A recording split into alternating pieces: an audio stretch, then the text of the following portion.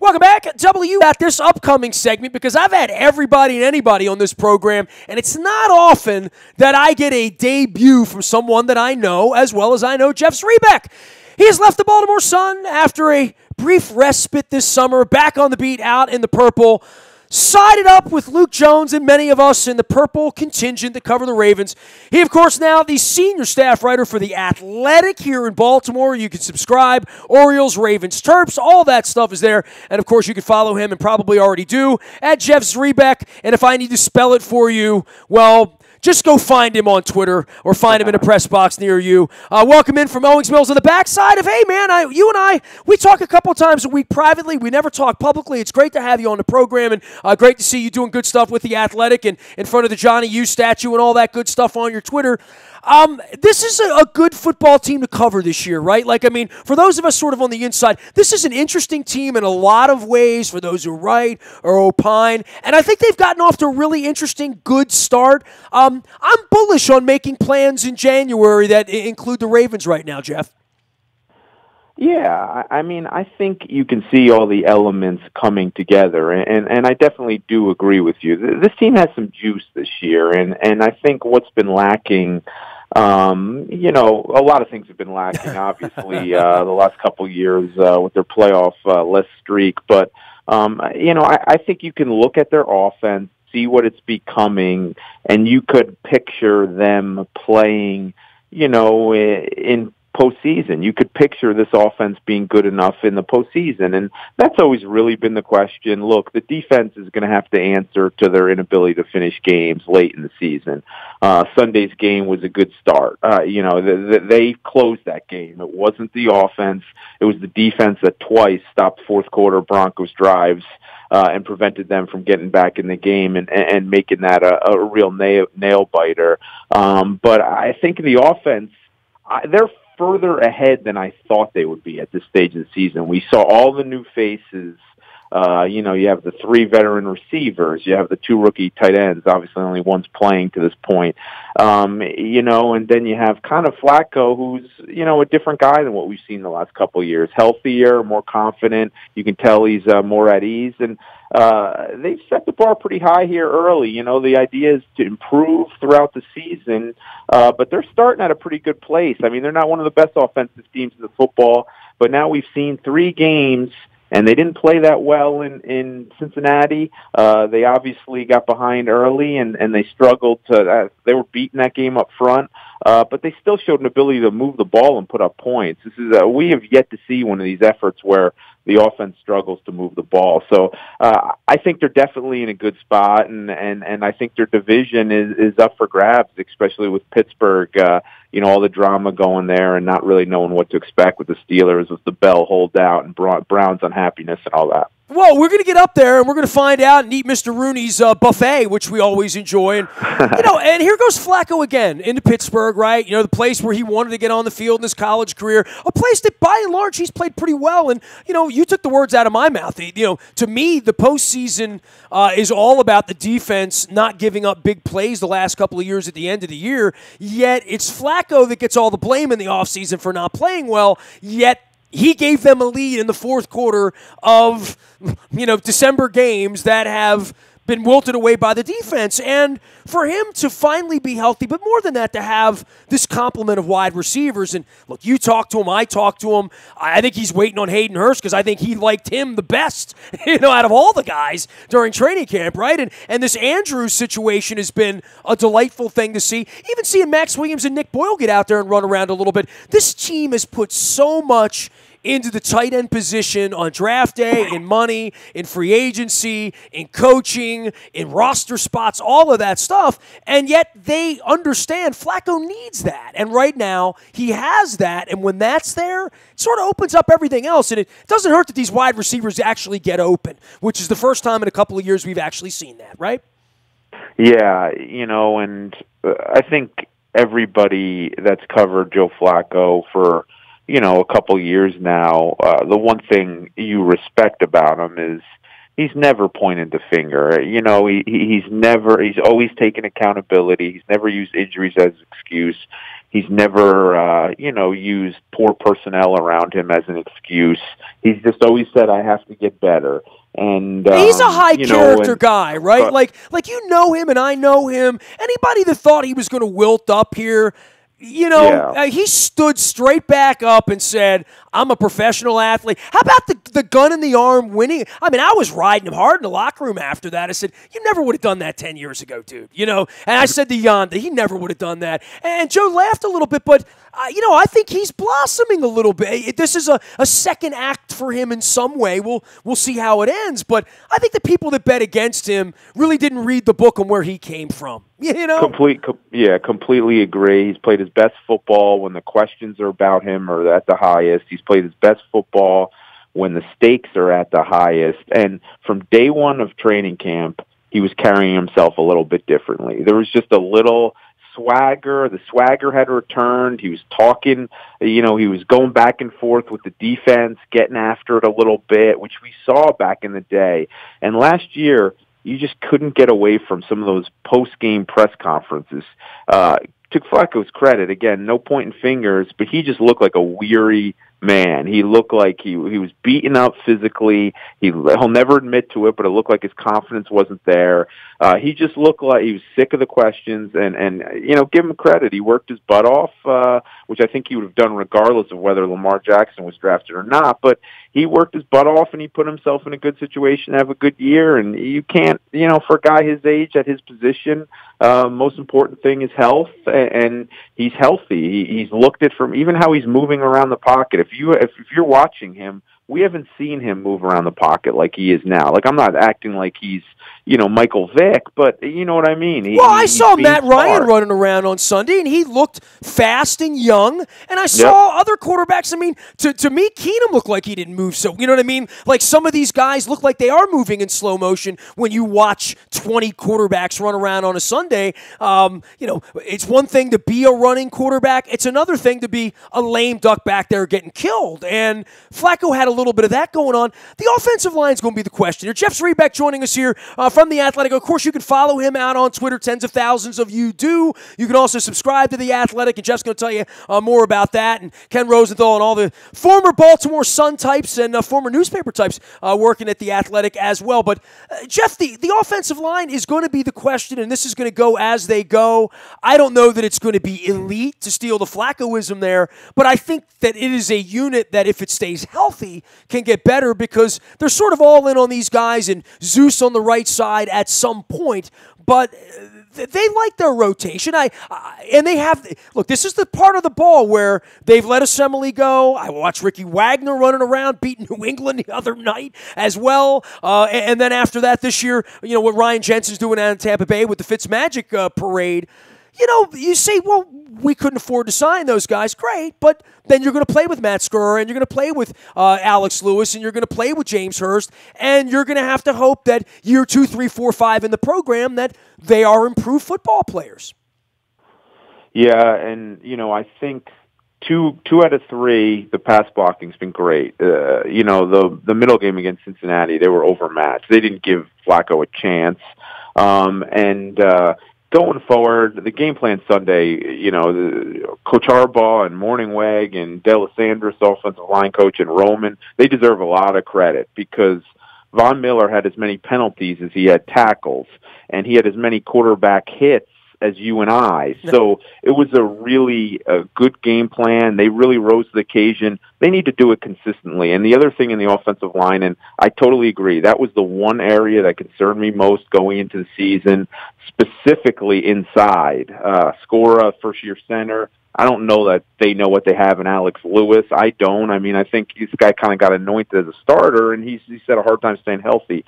But going forward, the run blocking needs to improve. I mean, that has to be an area where they get better. They just haven't run the ball well yet. And, if you look at the stats, Alex Collins and Buck Allen, they're facing the most men in the box of any team in the league. So teams are still daring Flacco to beat him. And so far, he's 2 for 3, and he's shown ability to get the ball outside. the more they do that and complete, I think the better it will be for the running game. However, the run blocking needs to be improved, and that's the group that's going to have to get better. I think last year they overachieved considering Yonda going out in week 2 and Lewis during training camp. They've done okay pass blocking, but the run blocking will need to get better if this team is going to kind of make a run in the playoffs. It's fascinating. You talk about the guys in the box on the run, and that's a wonderful thing to say. All right, Joe, go ahead and throw the ball and beat us. Now, if you can protect Joe, he's going to beat you. I think with this wide receiving core, maybe not with previous wide receiving cores where you pin your ears back and you either get to him or he dirts the ball or takes a coverage sack or whatever it is. That might not be happening this time. That if you can count to 4 or 5, if he could get the ball out on time, given the complement of receivers, given the tight end, given that they have a running back that may be able to pass protect a little bit, and they're away from this fullback thing a little bit more, and they're a little bit more too tight end, and he's got some hots that can get off the line of scrimmage, I think he's going to beat you more than not if that's the way you're going to play Flacco right now, given the receivers. Yeah, no, I totally agree with you, and I think he's proven that already. You can't throw out the Bengals game, but I think you and I and all the people who've watched them play the Bengals seem to know that Marvin and company, they just sort of seem to have the answer for Flacco and the Ravens offense, and certainly their defense as well. They just have not played well in those matchups. But I hope he tested the next couple of weeks on the road. But the confidence he has, he's throwing back shoulder fades, which we haven't seen in a while. Some of the throws he made on Sunday down the seam, the one to Mark Andrews may have been as perfect as you'll see. He hit John Brown in stride. Flacco knows they have receivers that can win one-on-one matchups, and he also knows that if they're well covered, he has guys that can go up and get the ball. I mean, that's what Michael Crabtree can do. They haven't had too many of those guys in recent years. So, yeah, I agree. I think they are capable, and I think you'll see teams shift how they're playing them a little bit. But the offensive line will be the key. I think we all know if Joe Flacco gets time and they have a competent running game, you don't need to be rattling off 120 rushing yards per game. Just a capable running game to keep teams honest and allow them to be successful in play action, take some shots down the field. I think that they could have I don't think they're going to be a top 5 offense, but I think they could have a very good offense. But it all starts with that group up front, and Morningweg's done, Morningweg keeping things balanced so far.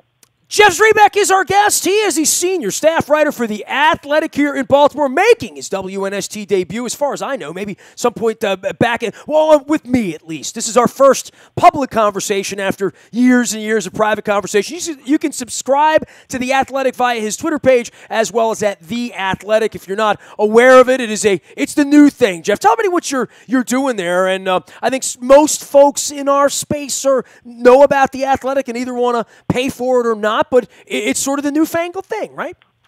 Yeah, it's sort of the way journalism is going, Nestor, in a lot of ways. I mean, it's a subscription site, but with the subscription, you get coverage of every sport, every team. They have an NFL reporter for every team. They're doing the same in the NHL and the NBA and MLB. I mean, they pretty much have a beat writer for almost every professional teams, and they also do some soccer coverage overseas. So it's exciting, it's an exciting venture. It's still kind of a startup in some ways, but they're investing in quality journalism. And my charge from them is not to, obviously I want to break stories and do everything like a beat writer does, and stay on top of the news and all that. But their charge is simply to write good, interesting stories that's going to get people to read it, that's going to get people to think, that's going to make people click on it and feel like, you know what, I'm getting my money's worth. I'm learning stuff. I'm seeing different things that I'm not seeing in other outlets, in other newspapers and all that. And, it's been exciting for me. I worked at the Sun for 18 years, covered all the beats there, everything from high schools to college lacrosse to the professional teams. And here I can it kind of simplifies things for me. I can focus on telling good stories and writing kind of what I want to write, what I think is newsworthy that day and kind of going on. So, but they've, as you mentioned earlier, they've Jay Glazer in football and a bunch of other kind of big names around the league, and they're in the process of building up their NBA staff. So they're investing in quality journalism, and you don't hear too many too many newspapers these days hiring and kind of promoting and telling their reporters, look, go find good stories. I don't care what you're doing. I don't care how you have to pay for it. Just go and find good stories for us and write good stories. So it's a little bit a different way where I don't have to focus on the minutia and all that stuff of the beat, but I can still be around the team. I still kind of have the freedom to cover the team how I see fit. And it's been fun. It's been pretty refreshing. Jeff Zrebiec can be followed out on Twitter as well as at The Athletic in Baltimore as well. Let's get to the defensive side here. You chose to write about Eric Weddle and, after the game. And, boy, he's an interesting guy, right? Like, I sat talking to him a little bit after the game and bringing the San Diego thing. And you know what? The one thing I said to him, and this is probably big picture, and I've been meaning to ask him this in a press conference or some press setting, but I had a private conversation with him about it, about signing up in Baltimore, because he is that guy sort of at the end. He is that guy trying to win. He wouldn't want to be somewhere where he couldn't win. And there's a lot of places right now, 3 weeks into this thing, Dallas, Oakland, places that he might have considered, at that time, 2.5 years ago when his time was up to leave San Diego. And he was so mistreated out there, and the franchises now, I mean, I don't think he misses that at all, but you get one chance to sign up somewhere, and he signed up at a place where he can still win. And I think that sort of energy that he brings is really cool, along with Suggs and what he's represented as well. But Suggs has a ring. Weddle is a little bit of an X factor for me in this whole thing. Yeah, and I think, look, you're starting to hear a little criticism over the last couple years on Weddle, the last 2 years. Last year, obviously, he had the interceptions, but it didn't seem like some fans forgave him with a couple of missed tackles, including the one in overtime against the Bears that really cost him. It doesn't matter to anybody that he was playing with a messed up shoulder. He was out there. He needs to make the play. Eric Weddle will admit that. He's an accountable guy. He'll admit his shortcomings. But where I don't think people give Eric Weddle enough credit is just what he does, and as far as a communication, standpoint in terms of leadership in the back end. I mean, they haven't been perfect in that area since Weddle's got here, but I think they've cleaned up a lot of the communication issues, and they've gotten beat, but a lot of the times it's been a case of, well, the other team had more talent and they haven't been able to stop a certain player or whatever, you name it. But, these guys look up to Eric Weddle on the back end. And I think Eric Weddle kind of sets the tone a little bit for this team. Suggs is still considered the leader of the defense. But I think a lot of players look to Eric Weddle. He's not afraid to put himself out there. He'll talk about anything. He won't mince words. He's honest about, against the Bengals, he even called out Marlon Humphrey on one of those A.J. Green touchdowns. He said straight out. And then another one, he pointed at himself, says, I got to bring him down there on that slant that Green took, I think, for 32 yards of touchdown.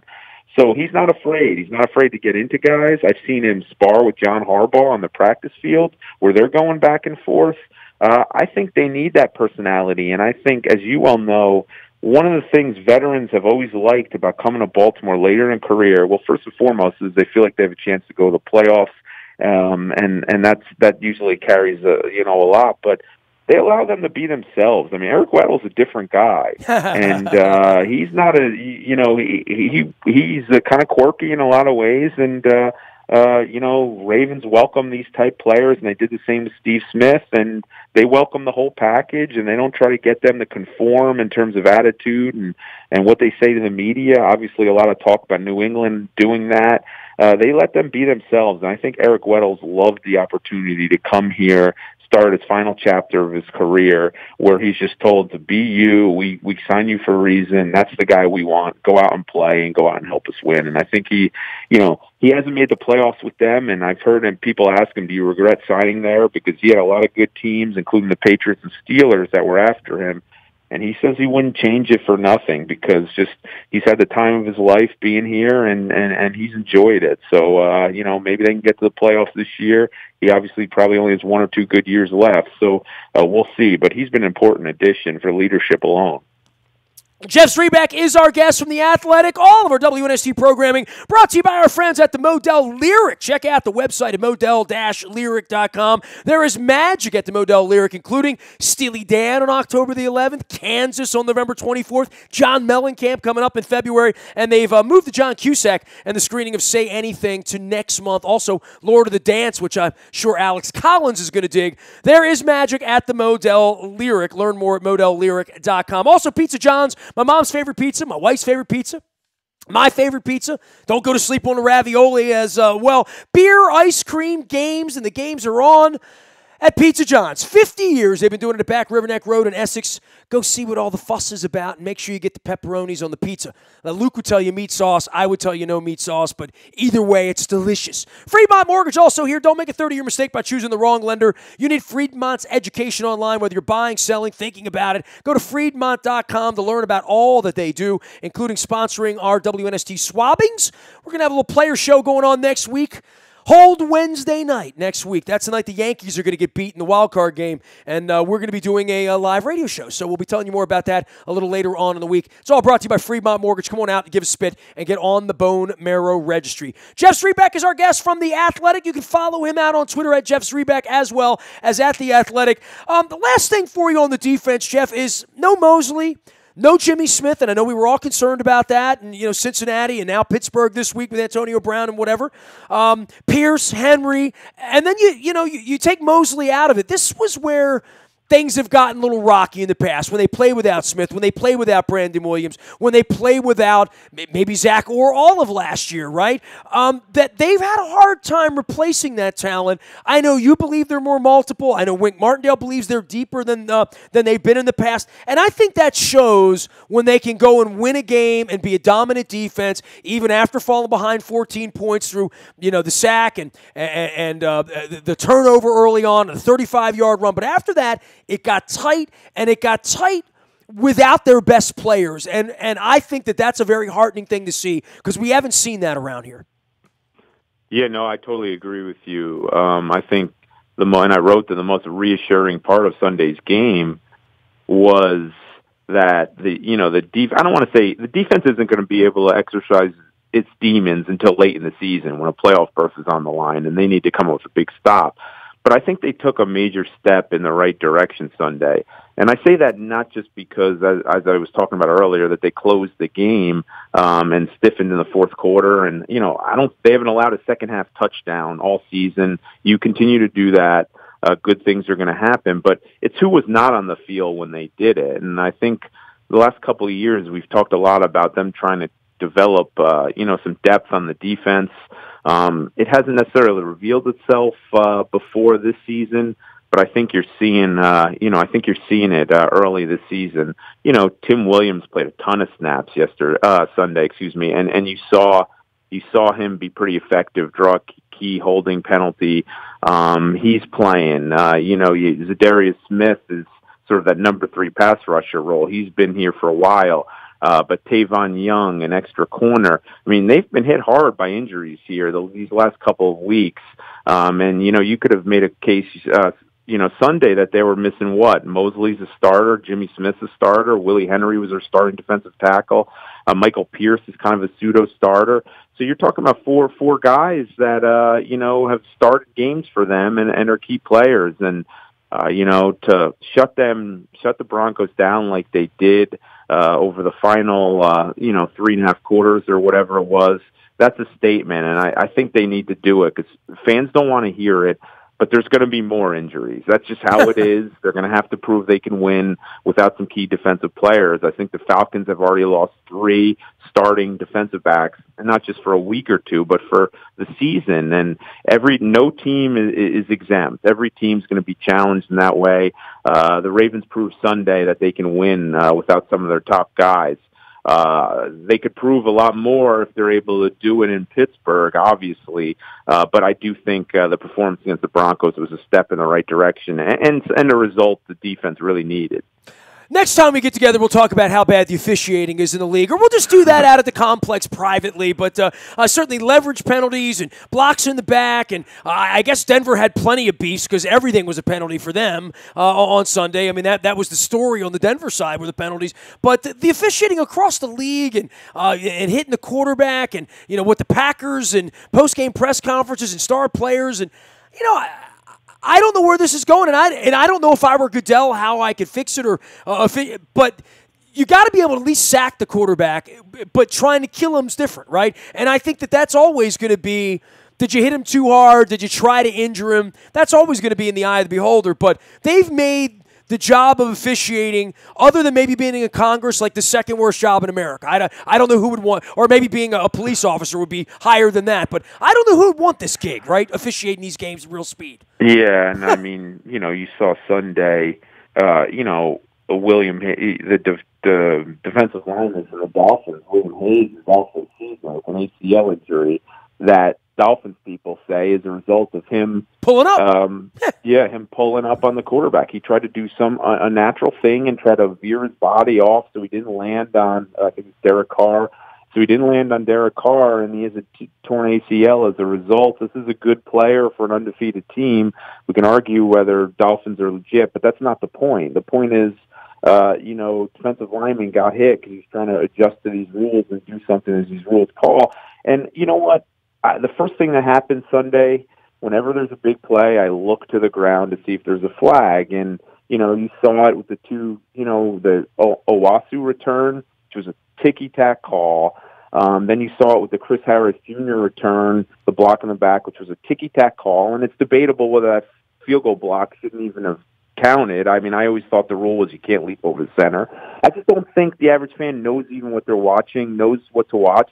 And another play, late in the game, I saw Owasu come down with a head of steam on a kickoff, and it looked like he led with his helmet, and he just absolutely buried a Broncos player. And in the preseason, we would have seen 5 flags on the field for that. Suddenly, they stopped calling that helmet thing. So you just don't know anymore. You really don't know what to expect. You don't know. Can you imagine having to coach it when I watch these plays? Yeah, imagine trying to coach it. Yeah. Well, and I guess that's the hard, hey, dude, I know you got to get out there and get back out to all things Owings Mills. Appreciate your work. Appreciate the friendship. Appreciate the time. We'll send everybody out to the Athletic and out to Jeff Zrebiec on Twitter and follow along with you. And we'll have Pittsburgh together on Sunday night. I'm sure we'll get plenty of rest. Looking forward to it. Thanks a lot for having me, Nestor. You got it. I just hope they're not wearing the Bumblebee jerseys. I know they retired those, but the Caps have brought back the old Caps jerseys. And the Flyers have a mascot that looks like our president. It's crazy. Nasty at WNST.net finds me. I'm on Facebook, Twitter, LinkedIn, Snapchat, Instagram, streaming live on our Facebook as well as our YouTube WNSTV channel. And, of course, always in the buyatoyota.com audio vault 24 hours a day from anywhere in the world on your mobile device. By downloading the TuneIn Radio app, you can listen to what you want, when you want, where you want, during Pittsburgh week, and it's also a big Maryland week. And we got Maryland had a big victory over Minnesota. I don't know if we're going to get to it this week. We got the end of baseball, the end of Adam Jones, the end of Buck Showalter, the beginning of the new Dan Duquette era. If any of that happens, you get it first on the WNST Tech Service. It's all brought to you by our friends at Coons Ford of Security Boulevard. Dennis Kolatzis will be here on Thursday, driving you home from 3 until 5. It is the SSV on WNST. I am Nestor. We are WNST.net AM 1570 and WNST, Towson, Baltimore, and we never stop talking Baltimore sports.